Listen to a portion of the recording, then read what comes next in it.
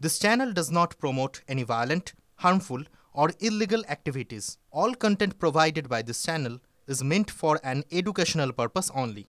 এবারে আপনাদের আরো এক তৃণমূল নেতার দাদাগিরির খবর জানাবো। তার দাদাগিরিতে অঙ্গনওয়াড়ি কেন্দ্রে এবারে তালা পড়ল। শিশুদের শিক্ষা এবং অন্ন কাড়লেন এই শাসক নেতা। আইসিডিএস কেন্দ্রে নতুন শিক্ষিকা নিয়োগ নিয়ে বিবাদ। নিজের ঘনিষ্ঠকে নিয়োগের জন্যই সরকারি আধিকারিককে নির্দেশ তৃণমূল নেতার। সরকারি আধিকারিক নির্দেশ না মানায় আইসিডিএস কেন্দ্রে তালা ঝোলালেন তৃণমূলের পঞ্চায়েত সদস্য বরকত আলী শেখ। নদিয়ার ধুবুলিয়ায় 4 দিন ধরে বন্ধ আইসিডিএস কেন্দ্রটি।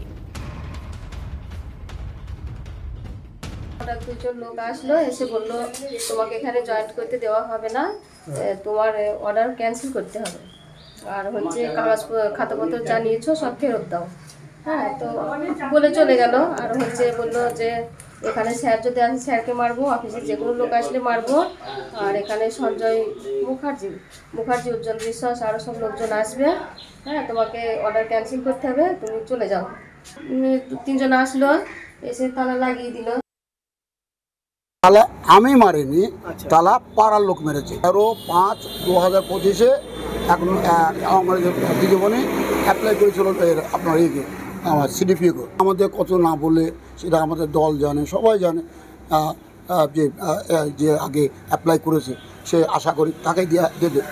যে হঠাৎ থেকে 30 তারিখে একটা নতুন বেরোছে, দিদিমণি অন্য মহিলা জয়েন করেছে। তালা দিয়ে দেওয়ার কারণে তো 100-এর উপর শিশু না, মানে পড়াশোনা হচ্ছে না, খেতে পারছে না। দায়ভার তো সিডিপিও। তালাটা মারলো কে? তালাটা তার পরের দিন মারছে। আচ্ছা, কে মারলো এসে? কে মারলো এসে? ওই মেম্বার এসে মেরেছে। সে কোন দল করে? তৃণমূল দল। আচ্ছা, একজন মেম্বার এসে তালা মেরে দিয়ে চলে গেল। হ্যাঁ, সেটাই আমাদের অভিযোগ।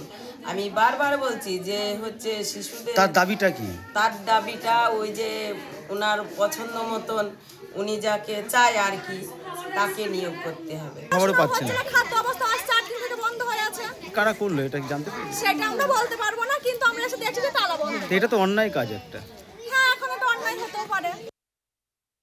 উনি এসে ওনার পছন্দ মতো লোক এখানে নিয়োগ হয়নি, এটাই হচ্ছে ওনার মানে মূল বক্তব্য। এবং কি মারধর করবো এরকম বলে গেছে? না, মানে তালা দিয়ে গেছে, দিদিমণিদের বলেছে তোমরা আসবে না, এই আর কি, যারা এখানকার পোস্টিং পেয়েছে। আমি চাই অবিলম্বে সেন্টার খোলা হোক। পুলিশ প্রশাসন সবাই জানে আজকে, হ্যাঁ টোটাল জানে, কিন্তু নীরব, কোনো ভূমিকা দেখছি না। আর এই ঘটনা প্রকাশ্যে আসার পরেই শুরু হয়ে গিয়েছে রাজনৈতিক চাপানুতর। ঠিক কি বলছেন তারা, শোনাই আপনাদের। তো দেখা যাবে ওই পঞ্চায়েত সদস্যের যোগ্যতা হচ্ছে ক্লাস 4 পাস। আপনি চিন্তা করুন, যদি এইটা যদি একটা পঞ্চায়েত সদস্যের ঔদ্ধত্য হয় যে তার ইচ্ছে মতন শিক্ষক বা শিক্ষিকা নিয়োগ না হওয়ায় তিনি ওই প্রতিষ্ঠানে তালা লাগিয়ে দেবেন, তাহলে পশ্চিমবঙ্গের মুখ্যমন্ত্রী বা পশ্চিমবঙ্গের শিক্ষামন্ত্রীরা 8000 স্কুল তুলবে না তো কি করবে? আপনারা ভাবুন যে বাঁশের থেকে কঞ্চির দর কম নয়, কিন্তু যে যার নিজের জায়গায় সবাই কিন্তু অনুব্রত। এই আরজি করের মতো বড় ঘটনায় বাঁচিয়ে দিল অপরাধীদের, তো এই আমাকে তো বাঁচাবে বটেই। এই যে কনফিডেন্স, যে কনফিডেন্স থেকে মনোজিৎ মিশ্র তৈরি হয়, সেই কনফিডেন্স থেকে এই ধরনের পঞ্চায়েত সদস্য তৈরি হয়। মমতা বন্দ্যোপাধ্যায়ের দুর্নীতি, দুষ্কৃতি এবং পুলিশ, এই তিনটের একটা খিচুড়ি এমন ভাবে পাকিয়েছেন পশ্চিমবঙ্গে, যা বাংলার মানুষের প্রাণ ওষ্ঠাগত করে দিচ্ছে। নিশ্চিতভাবে সেখানে আমাদের দলীয় স্তরে যিনি ব্লক সভাপতি আছেন তিনি এটা খতিয়ে দেখবেন এই অভিযোগ, এবং দরকার হলে তার বিরুদ্ধে ব্যবস্থা নেওয়া হবে। তার আগে যেটা গুরুত্বপূর্ণ সেটা হচ্ছে স্থানীয় প্রশাসন এই ব্যাপারে দ্রুত ব্যবস্থা নিক, পদক্ষেপ নিক। সেটা আপনাদের সংবাদ মাধ্যমের মাধ্যমে আমি জানাচ্ছি। দলের পক্ষ থেকে এই ধরনের কোন রকম অনুমোদন নেই।